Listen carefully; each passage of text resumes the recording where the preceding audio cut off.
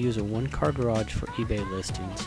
I put all my gear into this ski bag. You don't have to, but we are going to use this Limo Studio 700 watt constant light that I bought from Amazon. It was about $65. It comes with two huge fluorescent bulbs, light stands, 24-inch soft boxes, carrying cases for the soft boxes, and these fluorescent bulbs are huge. They're each 350 watts for 700 watts total, and it's a great kit. And these light boxes, soft boxes, are attached to the mounting housing for the lights. It's not a Bowens mount, it's all integrated and attached to the housing and the soft boxes. It's all one unit. Now what I did is I went ahead and put some hot glue because it does not come with any cable strain reliefs. So you have to be gentle on the cables because they're very light and they're very thin. So I hung a painter's 9x6 drop cloth from my garage using a shower curtain and some clamps. If you're borrowing a buddy's garage, you can either hook some rope up around rafters. I would not recommend drilling into their drywall, but this is my garage, so I went ahead and put some hooks in there and then attached a shower curtain, and then I have some 2-inch clamps that I bought at the big box store. So this is just my backdrop. It's just and it works good, and so as you can see here, I tacked that in there, so that shower curtain is going to be up there for future shoots, and I just tacked it in there with a little mount there. And again, if you're working at a buddy's house or somebody else's garage, I would not recommend drilling into their drywall. Just find a rafter or find a secure spot to hook the clamps and the drop cloth, the backdrop. So this is the backdrop. It's wrinkled. So we're going to take our shots, and that's going to be our backdrop. Most of my product listings, I shoot car parts, so a lot of them are used, so they're not. So this works really well. And here's our setup. After I remove all my gear, we're going to put everything. We're going to slide that workbench back, drape the drop cloth over it, and then start preparing our setup. So I'm attaching one of the light boxes to the light stand. And I usually store those loose, all the connections, and here I'm just tightening it up, and I'm just snug tight for now. Once we reposition everything, and then I tighten the adjustment for the angle. I usually like to position the weight of the soft box on the forward leg of the tripod. Just adds more stability. Puts a little bit more weight. So right here I'll show you how I'm setting this up, but afterwards I will position that first of that soft box on that forward leg just to give it some more stability. These aren't very heavy. They're not like a studio strobe. So what I usually do is I gently wrap the light cord around the adjustment screws after I finish final adjustment of the softbox. It's just because they do not have any cable strain reliefs, so I put some hot glue in there to hold the cable. I may replace that with epoxy. So because these are budget, they do not come with any strain relief, so I just gently, once I'm got them all set up, I will wrap the cords around loosely around with the switch usually on around the adjustment screws.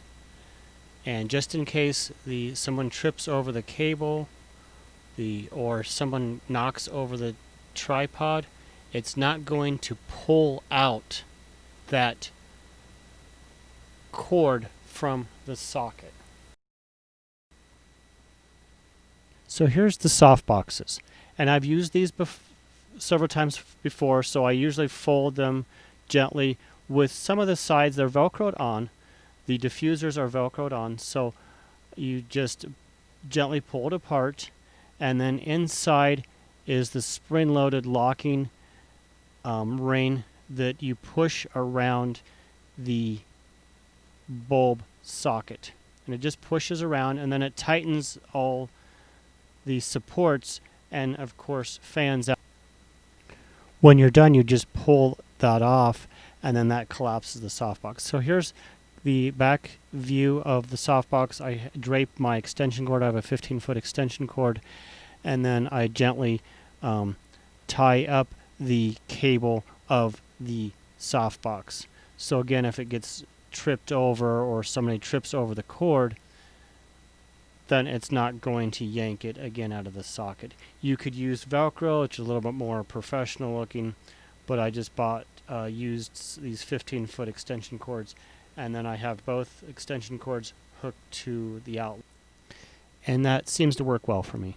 So here is our setup. We're actually using the top fluorescent shop light, and then we're using the 700 watt. Each of those softboxes are 350 watts, and they are 6500K. So we've got a little bit different white balance. We're going to have to adjust in Lightroom. So here's our setup.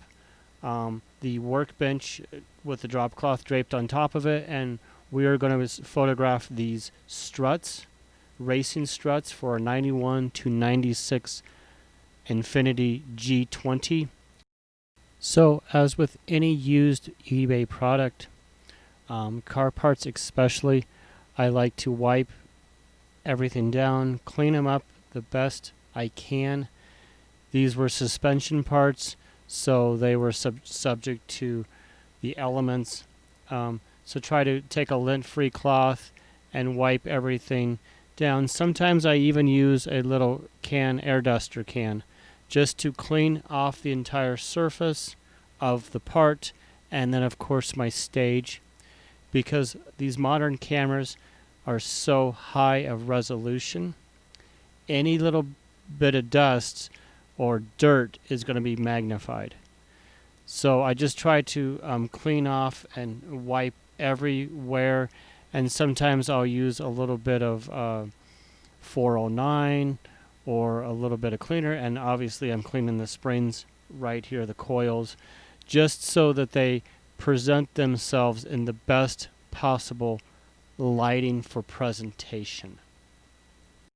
Again, I'm using the air dusters and blowing down my stage, just to show professionalism, and again make sure these are presented in the best possible manner. So the fluorescents are 6500K, like I mentioned. So when we take this into Lightroom, we're going to have to do a little adjustment on the white balance. We can use the default settings and then maybe just tweak it just a little bit.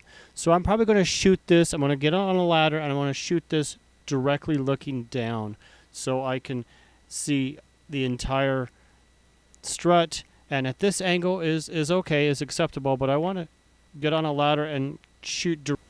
So I'm using my Nikon D3300, like I mentioned. It is a budget camera. It serves me well. It's lightweight. I'm also using the kit lens, the 18 to 55, and I have the camera set to all manual because I want to control my shutter and aperture. I will probably either park the shutter at 5.6 or 6.3. Right now I'm at 1/500, which is a little high. I was taking some shots outside. So we're going to dial that down to 1/125 at f/4.6 and ISO 100. 5 f/6.3 ISO 100. And so we're going to take this shot just as a test shot. It's probably going to be too dark, but let's just use it as a test shot. See from our distance any glare, and here's the shot right there. It's a little dark, so it's definitely a good spot to do our baseline at. Here we are a little dark, but as you can see here, so we can either take down the shutter speed or bring up our ISO. Again, we're working with all fluorescents. Our top light So now we're going to take it down to f100, 6.3, and we're going to take this shot. So hopefully it will be a little bit brighter. So let's take that shot and let's see what this looks like. So we're getting a little better there. It's waiting for that camera to show you on the back there. Show you that image there. Give me a second here. So we're looking a little better. So as we dial it in, we can either take down that shutter speed. Shutter speed, as you know, controls ambient light. Your depth of field is going to be controlled by your aperture. So I generally don't like to go in. So here's a 1/80th of a shutter speed. I generally don't like to go less than 100 because of the shake and the blur without a tripod. So here's our shot here, waiting for that camera to come back on the back of that camera. Again, it's just a quick shot. So we're at 1/80th. So not bad at all. Again, we can bring this into Lightroom, but 1/80th is probably my absolute minimum for handheld without a tripod. So I generally don't like to go less than f5.6 and shutter speed of 1/100. Here's our setup with the ladder. We're going to shoot these directly looking down just because these pieces are about 18 to 20 inches long, and I wanted to get a good overall down shot. So I'm going to switch out the fluorescence that the kit comes with, and I'm going to use LED flood lamps, 120 watts. So we're going to go from 350 to 120 watts. So we're going to lose some power, and of course the diffusers decrease that power as well. I like these flood lamps that I got from Home Depot. They are 5000K daylight, 120 watts like I mentioned. They're shatterproof, they use a little less energy, and they use the same socket as a light bulb, a normal light bulb socket.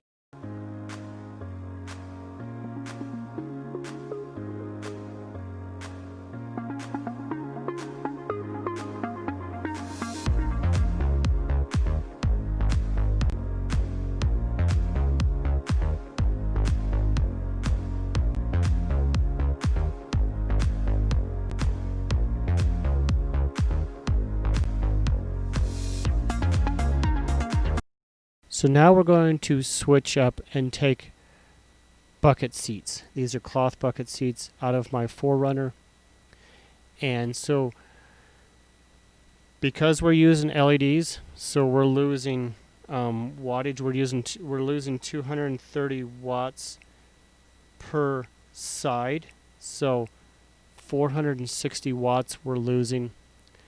And this product is cloth, so it's going to absorb a light a little bit more. It's not going to be as shiny as the other systems. So we're actually going to use the on-camera flash for this.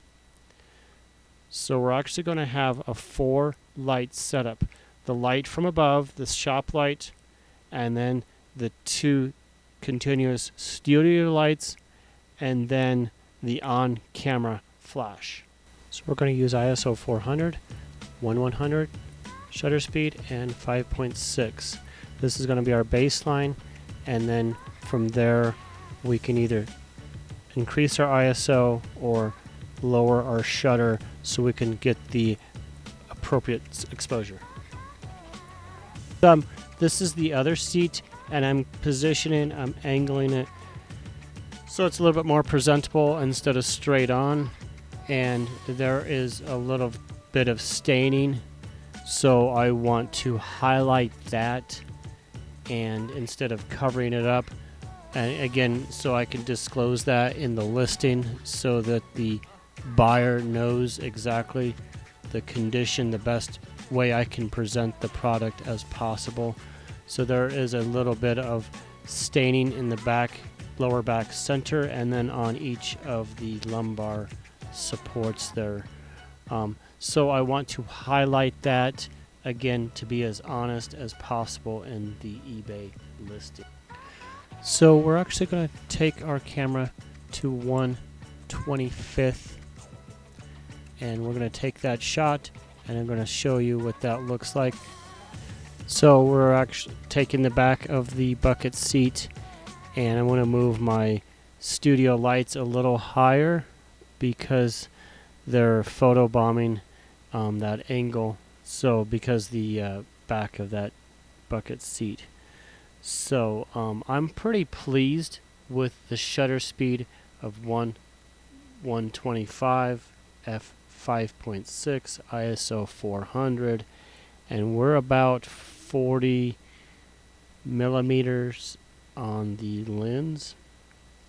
Pretty pleased with that. Pretty pleased with the light setup. Again, using on-camera flash, the two studio constant lights at 240 watts. Now that is from the bulb. The diffuser obviously takes down some of that power. So I'm pretty pleased with 1/120th. Let's go to 1/160th and see what that does for us. Take that shot and then see how that, because we're going to take down the ambient a little bit.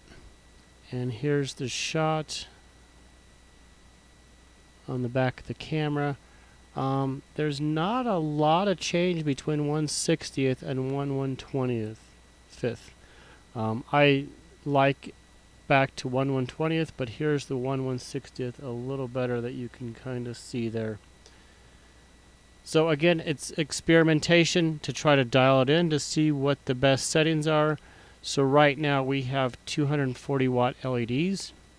We have a 50 watt overhead shop light, and our fourth is on camera flash. We're using ISO 400, 1/160th to 1/125th. 1/125th seems to be the sweet spot of that. So now we're going to take everything down.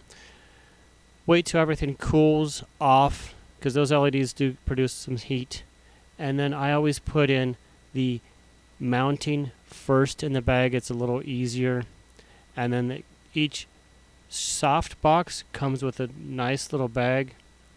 And then the stands come in a bag as well that fits each of the soft boxes. So they come in nice little bags. I go ahead and put that in my ski bag.